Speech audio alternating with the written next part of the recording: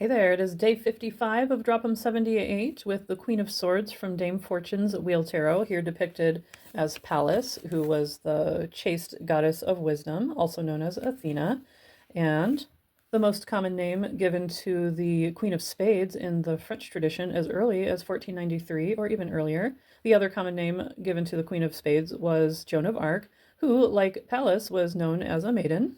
In the Iliad, Pallas is depicted as fighting alongside the Greeks in the Trojan War, whereas Ares or Mars was depicted as fighting alongside the Trojans, and her defeat of Ares or Mars was said to be an allegory of the power of intellect over brute force. It's common for allegories such as these to make it into the tarot and other playing cards. For example, the allegory of Venus overpowering Mars, which represents love overcoming war. If you want to hear more about that kind of symbolism in the tarot, check out my deep dive of the Tarot of Paris, which is a long form video on my YouTube channel.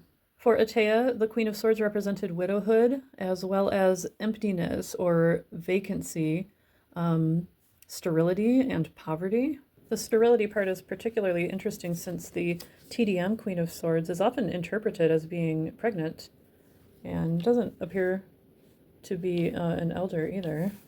Reversed, Atea saw her as a malicious woman, as well as representing deviousness or crookery or hypocrisy, even bigotry. And I do wonder if the TDM was his working deck, or if he perhaps worked more with one of the Italian decks before he created his own, with a different representation from the possibly pregnant Queen of Swords. For Yoav Bendov, she represented a secure position or defending one's territory.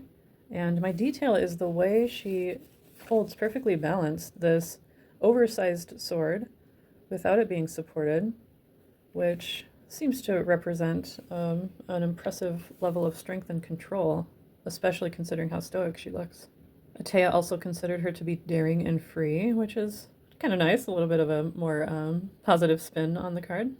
And I like that she's independent and secure, and I suppose I could, to some degree, relate to that for my day. Again, not a particularly noteworthy day, but I tend to feel pretty independent and secure.